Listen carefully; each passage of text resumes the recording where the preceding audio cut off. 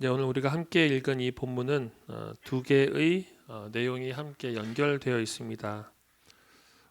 5절과 6절이 한 가지 내용이고 7절과 10절이 한 가지 내용입니다. 그리고 이 두 내용은 얼핏 보기에 연결이 잘 안 되는 것 같습니다. 다른 이야기 둘이 함께 있는 것 같습니다. 오늘 우리는 이 두 본문을 함께 묵상을 하면서 이 가운데 하나님께서 섬김과 봉사에 대해서 어떠한 교훈을 주시는가 하는 것을 우리가 함께 생각해 보려고 합니다.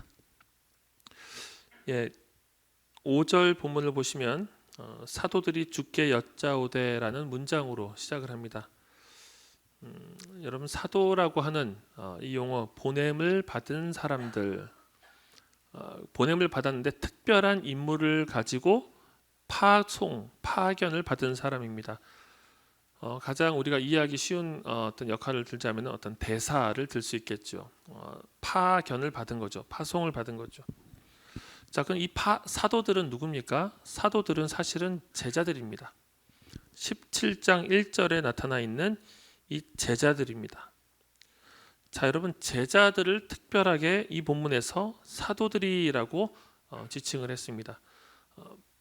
사도행전을 여러분들이 보시면은 제자들이 이제 완전히 사도라는 이름으로 불리는 것을 알 수 있습니다. 그래서 그 이름조차 사도행전이죠.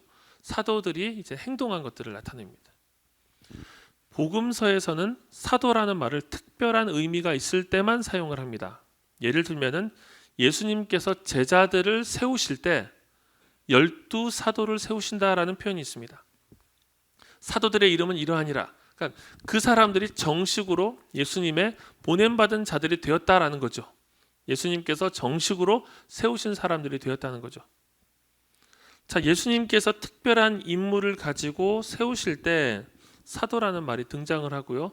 누가복음 후반부 예수님께서 부활하시고 그 이후에 승천하시는 그 와중에 제자들의 이름이 자연스럽게 사도들로 바뀝니다. 그것은 사도행전과 연결된 맥락에서 이해가 되죠.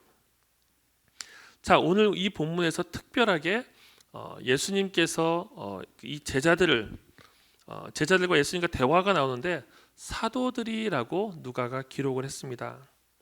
자, 그래서 우리는 이 본문에서 특별하게 사도라는 말이 언급된 것을 생각할 때 이 사도라는 문맥이 예수님께서 제자들을 불러서 세우시고 파송하실 때, 파견하실 때와 유사한 문맥 가운데 있다 하는 것을 우리가 우선 생각을 해보아야 할 것입니다.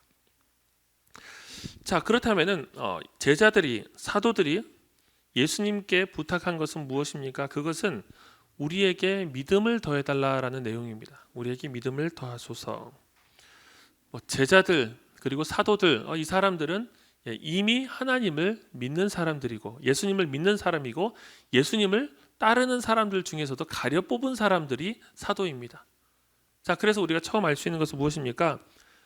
불신에 관한 문제는 아니라는 것입니다. 예수님을 도저히 못 믿겠으니까 믿음을 더해 주십시오라고 요청하는 맥락은 아닐 것입니다. 자, 그렇다면 믿음을 더해 주십시오는 무엇과 연관이 있을까요?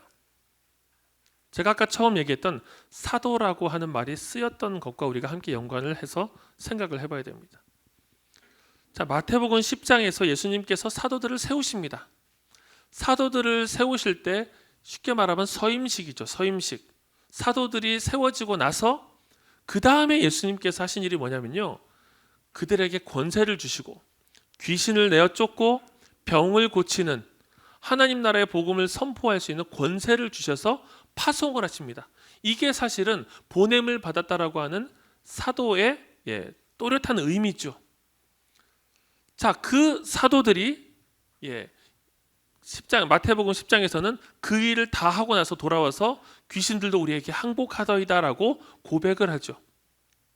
자, 이 본문 속에서 이야기하고 있는 이 사도는 그 맥락과 연결이 됩니다.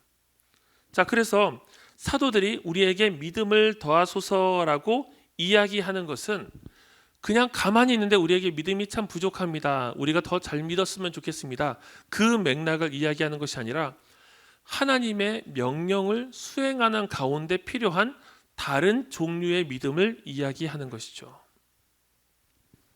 자, 그것을 우리가 잘 생각해 볼 수 있는 본문이 마태복음 17장입니다. 여러분 잠깐 마태복음 17장으로 한번 넘어가 보실까요? 마태복음 17장, 누가복음 앞에 있는 마태복음입니다. 자, 마태복음 17장 15절부터 우리가 한번 좀 보려고 하는데요. 마태복음 17장. 자, 마태복음 17장의 배경은 이렇습니다. 예수님과 제자들 몇몇이 변화산 사건을 통해 가지고 예수님의 용모가 변화되는 영광스러운 형체를 봅니다. 자, 하나님 나라의 이 영광스러운 실체를 제자들이 보고 그리고 나서 그 산을 내려왔는데 어떤 일이 벌어지냐면요. 간질에 걸린 아들, 간질과 발작을 일으키는 그 아들을 둔 아버지가 예수님께 나와서 간구를 하죠. 주님, 내 아들을 고쳐주십시오. 내 아들이 물에도 넘어지고 불에도 넘어집니다. 그런데 제자들에게 부탁을 했는데 제자들이 능히 고치지를 못했습니다. 자, 이 얘기가 15절까지의 본문입니다. 자, 그리고 나서 17절에 예수님께서 이렇게 얘기하십니다. 믿음이 없고 패역한 세대여, 내가 얼마나 너희와 함께 있으며 얼마나 너희에게 참으리요, 그를 이리로 데려오라 하시니라. 이에 예수께서 꾸짖으시니 귀신이 나가고 아이가 그때부터 나으니라. 자, 예수님께서 귀신을 쫓아내시는 본문이 나오죠.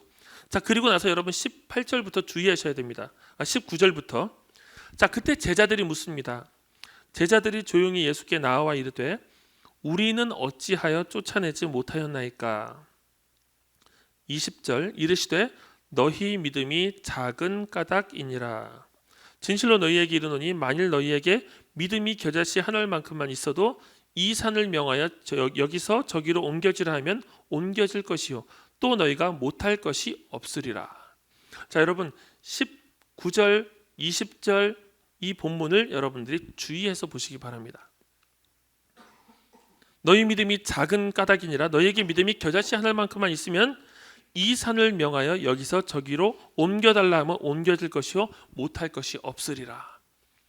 자, 여러분 누가복음의 이 맥락과 아주 유사하죠. 우선 겨자씨 한 알만큼의 믿음이 있으면이라고 하는 이 가정의 대상이 똑같고요. 그렇게 됐을 때 일어날 일의 양상도 상당히 비슷합니다. 산이 옮겨지는 것, 뽕나무가 뽑혀서 바다에 심기워지는 것. 자, 그래서 예수님은 지금 탁상공론을 하고 있는 게 아니에요. 이 믿음이 얼마나 대단한 일을 일으키는지 한번 볼래? 이 얘기를 하는 게 아니라 사도들이 하나님의 맡겨주신 임무를 수행하는 와중에 제기되는 그들의 능력의 부족에 대한 문제예요. 자, 그래서 예수님께 이들이 부탁하는 게 우리에게 믿음을 더해 주십시오 하는 것은 하나님의 예수님께서 보내셔서 맡겨주신 그 당시에 영적 전쟁을 수행하는 그 일에 대한 하나님의 나라를 확장하는 그 일에 대한 능력으로서의 믿음을 이야기한다 하는 것이죠. 이들은 자연스럽게 하나님의 일들을 감당하면서 하나님께서 예수님께서 보내셔서 맡겨주신 일을 감당하면서 그 일을 수행할 믿음과 능력을 필요로 하였던 것입니다. 자, 그래서 우리 마태복음을 계속 조금 더 살펴본다면은 17절에 있는 믿음이 없고 패역한 세대여라고 하는 것, 이 믿음이 없다라고 하는 것은 예수님을 믿지 않는 불신을 이야기하는 게 아니라는 거예요. 17절에 있는 믿음이 없다라고 하는 것은 20절에 있는 믿음이 작다라는 말로 다시 설명이 됩니다. 너희 믿음이 작은 까닭이니라. little faith에 대한 거예요. 적은 믿음, 믿음이 작다라는 이 양적인 문제입니다. 자, 그래서 믿음이 작다는 것이 믿음이 없다라는 것과 같은 의미로 쓰였습니다. 그래서 불신에 대한 문제가 아니라 하나님을 신뢰하는 그 신뢰도의 문제에 있다는 거예요. 하나님을 어떻게 신뢰하면서 이 일을 바라보고 대하고 있느냐 하는 것이죠. 그리고 나서 예수님께서 얘기하시는 게 무엇입니까? 겨자씨 한 알만큼의 믿음이죠. 겨자씨 한 알만한 믿음이 있었다면은, 실존적으로 존재하는 그 믿음이 있었다면은 그때에는 산이 옮겨질 수도 있다라는 것을 이야기하는 것이죠. 누가복음 본문에서는 뽕나무 뿌리가 뽑혀서 바다에 심기우라 하면은 그렇게 될 것이다라는 것입니다. 무슨 얘기입니까? 하나님을 참되게 의지하고 하나님을 참되게 신뢰하면서 하나님의 일을 감당할 때 그 믿음은 일을 한다는 거예요. 믿음이 일을 한다. 믿음이 능력을 발한다라는 것입니다. 그래서 그림 언어를 사용하셨죠. 있을 법하지 않은데 심지어 이런 일까지도 가능하다. 그래서 산이 옮겨지는 것, 그리고 뽕나무가 바다에 심기워, 뽕나무가 들려서 바다에 심기워지는 것, 이것을 예로 들었던 것입니다. 자, 그래서 여러분 두 절, 5절과 6절에 있는 내용, 우리 누가복음으로 다시 돌아오시면은 5절과 6절의 내용은 자명합니다. 믿음이 있다면 온전한 믿음은 일을 한다. 실존적으로 실제로 존재하는 그 믿음은 일을 한다. 어마어마한 능력을 가지고 있다라는 것을 이야기하죠. 그래서 예수님께서 산을 옮기는 것, 뽕나무를 들어서 바다에 옮기는 것, 이거 모든 것들은 과장된 수사입니다. 과장된 수사를 통해서 이러한 일들조차 할 수 있다라는 거예요. 예수님은 믿음을 가지고 잘 봐 이러면서 이거 되지 이렇게 장난을 치신 적이 없어요. 막 시범 케이스로 보여주신 적이 없어요. 이것이 가능하다라는 것을 예시를 드신 것입니다. 그래서 알려주고자 하시는 것이 무엇입니까? 믿음에는 어마어마한 능력이 있다. 믿음을 통해서 너희들은 하나님의 일들을 능력 있게 감당할 수 있을 것이다 라는 것을 제자들에게 격려하시는 것이죠. 자, 그래서 오늘 우리가 읽은 이 본문 속에서 6절에 보시면은 뽕나무 뿌리가 뽑혀 바다에 심기어라 하였을 것이요. 그 다음에 이런 말을 씁니다. 그것이 너희에게 순종하였으리라. 믿음을 사용하는 우리가 하나님의 능력을 부여받아서 일을 할 때 모든 피조 세계가 순종하게 될 것이다. 그냥 신비한 일이 일어나는 것이 아니라 순종하게 될 것이다. 우리가 주인이 되는 겁니다. 자연 법칙조차 순종하게 만드는 신적인 능력이 우리 안에 믿음을 통해서 임하게 될 것이다 라는 것입니다. 이 본문은 매우 매력적인 본문이죠. 우리의 신앙이 종종 능력을 통해서 드러나고 나눠지기 때문입니다. 그래서 여러분 여러 간증을 듣다 보면은 간증 속에서 하나님께서 내 인생 가운데 어떤 일을 행하셨는지를 설명하면서 종종 나의 기도와 간절한 간구가 응답되는 이야기들을 나눌 때가 있어요. 그리고 그 자체는 참 감사하고 놀라운 일인데 그 이야기를 듣다 보면은 또 많은 사람들이 좀 자괴감에 빠지기도 합니다. 자괴감에 빠지기도 합니다. 예전에 제가 이제 IBF라는 단체를 활동을 했었는데요. IBF에는 또 레전드가 계셨습니다. 박영덕 목사님이라고 하신 분인데요. 그분은 어떤 레전드냐면요. 이제 군대 시절에 이제 서울에서 IBF 활동을 하시다가 군 시절에 대구에서 카투사로 군 생활을 하셨어요. 카투사로 군 생활을 하시면서 그 카투사로 군 생활을 하면서 외박을 나올 수가 있잖아요. 외박을 나올 시기가 되면 외박을 나와서 경북대와 영남대에다가 IBF를 개척을 해버렸어요. IBF 지부를 개척을 하는데 그 개척한 지부가 그 당시에 제가 기억하기로는 영남대가 한 800명이 모였나 그랬고요. 경북대가 한 400명이 모였나 그랬어요. 그러니까 한 사람이 거기 가가지고 막 지부를 개척하니까 몇백 명씩 모이는 지부가 돼버린 거예요. 그러니까 뭐 수백 명의 사람들이 할 수 없는 일을 그분들이 하셨어요. 그래서 그런 이야기를 들으면은 야 정말 엄청난 일이 일어났구나 하는 동시에 대구 옆에 있는 외관에서 군 생활을 했던 저 같은 사람은 똑같이 카투사로 있었으나 아무것도 한 게 없는 거예요. 나는 뭘 개척하지도 못했고 나는 뭐 위대한 일을 하지도 못했고 야 이거 놀라운 일과 더불어서 나는 도대체 뭘까 이런 생각을 하는 거예요. 능력 있는 믿음 자체가 가지고 있는 그 위대함과 칭찬받을 찬사받을 만한 그것과 더불어서 우리 안에는 사실 이런 욕구가 들어갑니다. 나에게는 왜 이 능력이 없을까? 나도 이런 능력을 갖고 싶다. 나도 이런 능력을 받아가지고 이런 일을 좀 해보고 싶다 하는 그런 욕구가 생기게 되는 것이죠. 자, 그래서 이 본문만 똑 떼어서 믿는 자에게는 이 어떤 하나님께서 주시는 어마어마한 능력이 있다. 이 겨자씨만한 믿음만 있어도 엄청난 능력이 일어날 것이다. 우리 안에서 믿음과 더불어서 놀라운 일들을 기대하게 되는 그 맥락에서 자주 사용이 되죠.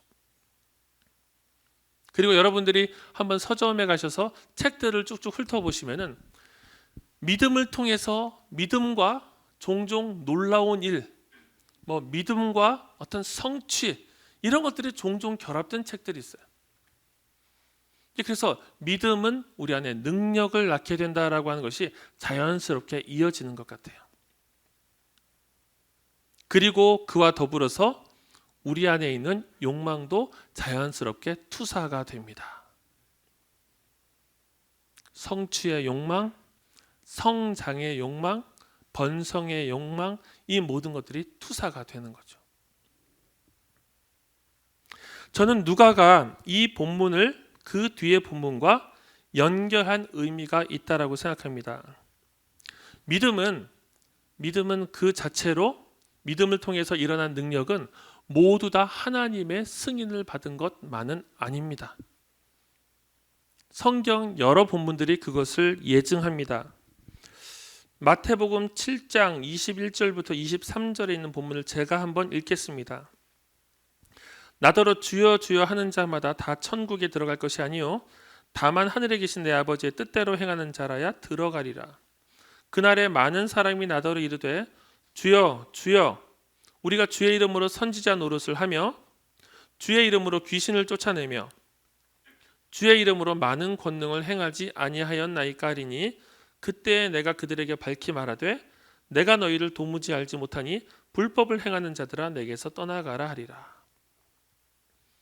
여러분, 믿음이 있는 것처럼 보이는 주님을 주로 고백하는 주여 주여라고 고백하는 이 사람들이 주님께 얘기하는 거예요. 제가 주님의 이름으로 선지자 노릇을 하고 귀신을 쫓아내고 많은 권능을 행했습니다. 예수님이 이렇게 말씀하신다는 거예요. 나는 너를 알지 못한다. 많은 권능을 행했음에도 불구하고 주님의 승인과 무관한 방식도 존재한다는 것입니다. 여러분 조금 이해하기 어려운데요. 이 많은 권능을 행했는데 어떻게 이것이 하나님과 무관한 것이 될 수 있을까요? 여러분 물론 원리를 다 설명할 수는 없지만 이단 종파에서 종종 기적이 많이 일어나고 그것을 많이 홍보합니다. 이단에서도 기적이 있습니까? 기적이 일어나더라고요. 여러 신비주의적인 종교들 속에서도 기적이 일어납니다. 그래서 여러분 기적이 일어나는 것 자체를 우리가 믿음의 확고한 어떤 사인으로 받아들일 수는 없다는 것입니다. 성경이 그 얘기를 하죠. 권능을 행하고 많은 귀신을 내쫓고 하였어도 주님께로부터 받아들여지지 않을 수 있다는 것입니다.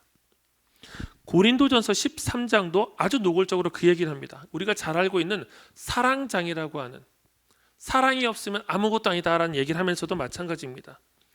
자, 1절 2절 제가 읽겠습니다. 내가 사람의 방언과 천사의 말을 할지라도 사랑이 없으면 소리나는 구리와 울리는 꽹과리가 되고 내가 예언하는 능력이 있어 모든 비밀과 모든 지식을 알고 또 산을 옮길 만한 모든 믿음이 있을지라도 이 말은 마치 예수님의 말씀을 그대로 인용한 것 같습니다. 또 산을 옮길 만한 모든 믿음이 있을지라도 사랑이 없으면 내가 아무것도 아니요. 이것도 무엇을 얘기합니까? 산을 옮길 능력이 그에게 주어진다 하더라도 그것 자체가 모든 것 예수님께 받아들여진다는 증거는 아니다라는 거예요. 자, 여러분 그래서 우리는 이 본문 속에서 누가가 예수님의 말씀을 통해서 믿음을 통해서 이룰 수 있는 능동성, 드러나는 능력, 이 부분은 무엇에 제한을 받는가 하는 것을 우리가 함께 이 본문 속에서 생각을 해보려고 하는 것입니다. 7절에서 10절은 종의 모습을 설명합니다. 예수님께서 갑자기 종의 이야기를 하십니다. 7절 너희 중 누구에게 밭을 갈거나 양을 치거나 하는 종이 있어 밭에서 돌아오면 그더러 곧 와 앉아서 먹으라 말할 자가 있느냐. 종이 바깥에서 일을 하고 오면은 야, 너 수고했으니까 너 밥 먼저 먹으라고 말하겠느냐 하는 것입니다. 그러지 않는다는 것이죠. 8절 도리어 그더러 내 먹을 것을 준비하고 띠를 띠고 내가 먹고 마시는 동안에 수종 들고 너는 그 후에 먹고 마시라 하지 않겠느냐.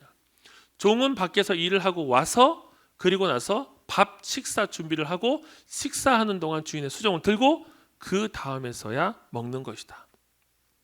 자, 그리고 나서 9절 보시면은 명한 대로 하였다고 종에게 감사하겠느냐. 자, 이 7절, 8절, 9절이 얘기하는 게 뭡니까? 종은 철저하게 수동적인 존재라는 거예요.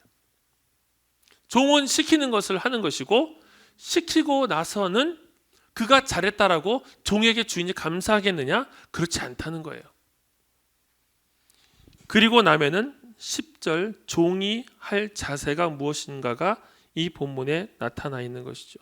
이와 같이 너희도 명령받은 것을 다 행한 후에 이르기를 우리는 무익한 종이라 우리가 하여야 할 일을 한 것뿐이라 할지니라. 자, 7절부터 10절까지 예수님께서는 믿음의 능력, 믿음을 통해서 드러나는 능동성을 이야기하시고 나서 아주 과시적으로 뽕나무가 들려서 바다에 심기워지는 그 이야기를 하시고 나서 바로 뭘 얘기하시냐면요, 종의 모습을 얘기하는 거예요.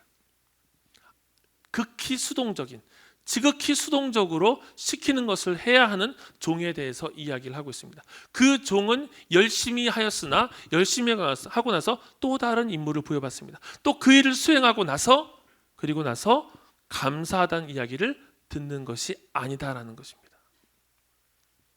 저는 이 종의 모습을 잘 알고 있습니다. 제가 아이들을 키우기 때문이죠. 오늘 교회를 오는데 저희 아이가 그러더라고요. 아빠는 왜 브롤스타즈를 못해? 그러더라고요. 여러분 하는 분 있습니까?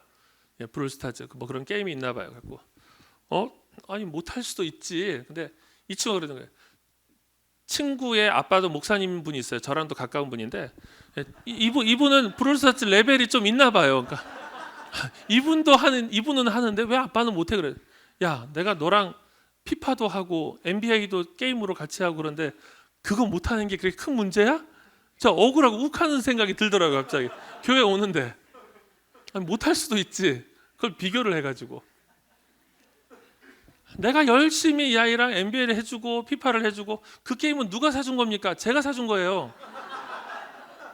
열심히 사줘가지고 게임을 시켜놨더니 브롤스타즈를 못한다고 저를 비교를 하는 거예요. 열심히 무엇을 해도 그 다음 단계 일이 기다리고 있고 그것을 하더라도 아무도 감사한다고 얘기하지 않아요.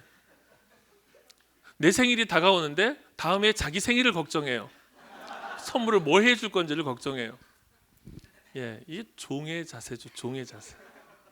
예, 진짜 종놈입니다. 종놈. 예. 자, 예수님께서 지금 종의 자세를 이야기하시는 것을 오해하시면 안 됩니다. 하나님이 너희들한테 절대로 수고했다라고 말하지 않을 것이다는 아니에요. 종의 자세를 얘기하지 주인을 얘기하는 게 아니다라는 것입니다. 자, 그래서 우리가 열심히 수고할 때 하나님은 니들이 당연히 해야 할 일을 한 거야. 쓸데없는 소리 하지 마. 다음 일에 이렇게 하시는 분이 아니라는 거예요. 그것을 이야기하는 것이 아니라 안문맥에 있는 능력을 행하는 종, 하나님을 의지해서 위대한 일을 한 종, 하나님의 사람들이 가져야 될 자세는 철저한 수동성에 기반한다는 거예요. 어느 정도로 예수님께서는 8절, 9절, 10절에서 아주 과격한 얘기를 쓰시는 거예요. 이것도 마찬가지입니다. 종이 밭에서 일하고 나서 힘든데 그 다음 일하고 그 다음 일하고 또 그 다음 일하고 그리고 나서야 밥을 먹고 그렇게 해도 아무도 너희들한테 수고했다고 얘기 안 해. 이것은 종의 시각에서 그런 것을 기대하지 말라는 얘기죠. 주인이 그것을 이야기한다는 것이 아니라 종의 자세 속에서 그것을 이야기하는 거예요. 종의 마음가짐을 이야기하는 것입니다. 능력을 행하는 종이, 하나님의 능력을 가지고 위대한 일들을 행할 종이, 귀신도 내어쫓고 병도 고치면은 사람들한테 추앙받을 것 아닙니까? 막 능력이 나타나요. 그런데 이 능력이 나타날 때 가져야 할 자세를 이야기하는 거예요. 어떤 자세입니까? 너희들은 철저하게 주인의 주신 것으로 주인의 능력과 명령을 따라서 행동하는 무익한 종이다라고 여기라는 거예요. unworthy, 전혀 가치가 없다라고 느끼는 그 마음을 가지고 이 주님의 일들을 감당하라라는 것입니다. 하나님께서는 우리의 수고를 분명하게 기억하십니다. 그리고 보이지 않는 우리의 흘린 눈물과 땀을 분명하게 기억하고 계십니다. 우리가 섬김을 감당할 때 은밀한 중에 보시는, 은밀한 중에서 하나님께서 알고 계시는 그 하나님께서 우리의 수고를 다 기억하고 갚아주실 것입니다. 그러나 여러분들이 이 섬김을 감당하면서 하나님의 능력을 힘입어서 귀한 일들을 했을 때 그것이 여러분들 자신의 능력이 되어버리고 나의 것이 되어버렸을 때는 우리가 본 궤도에서 이탈하게 되는 거예요. 하나님께서 받으셔서 하나님께서 사용하시는 그 본 궤도로부터 이탈하게 되는 것입니다. 그래서 섬김 속에는 무엇이 있습니까? 지금까지 우리가 감당하게 된 모든 것이 주님께로부터 왔다. 그리고 이 모든 것을 통해서 내게 드러난 능력과 위대하고 대단한 일들이 있다면 그것은 하나님의 것이다. 주님께서 우리에게 마음 가운데 귀한 훈장을 주실 것입니다. 그 훈장은 우리의 골방 속으로 들어가야 합니다. 오늘도 섬김을 우리가 함께 축복하고 축하하는 시간이 있을 것이고요. 또 계속해서 이 공동체는 수많은 이들의 수고와 땀으로 세워질 것입니다. 선배들이 졸업하고 나면 또 후배들 올라와서 그 눈물과 그 무게를 함께 감당할 것입니다. 그 어떠한 고귀한 수고를 하는 자들도 주님께서 우리에게 말씀하시는 것은 너희들이 이 안에서 정말로 위대한 일, 정말로 대단한 일들을 감당하게 될 때 너희들의 중심에는 무엇이 있어야 하는가? 우리는 무익한 종입니다. 주님께서 해야 할, 주님께서 맡기신 그 일을 했을 뿐입니다. 그래서 바울은 고린도 후서에서 이렇게 얘기하죠. 우리는 우리를 전파하는 것이 아니라 오직 그리스도 예수의 주 되신 것과 또 예수를 위하여 우리가 너희의 종된 것을 전파함이라. 하나님께서 주의 복음을 위해서 우리를 종으로 삼으셨습니다. 그 종의 중심이 여러분들에게 견고하게 남아있다면 어디서든지 여러분 달릴 수 있을 거예요. 그러나 여러분들이 이 종의 중심에서 이탈하기 시작하면 하나님께서 여러분들을 통해서 이루시는 그 모든 일들이 비껴나가게 될 것입니다. 수고를 감당한 이들에게 하나님이 주시는 위로와 더불어서 우리의 마음 가운데 중심에 자리한 무익한 종의 중심이 이 본문 말씀과 더불어서 여러분을 중심에 남아있기를 주님의 이름으로 축복합니다. 우리 같이 찬양하고 기도합시다.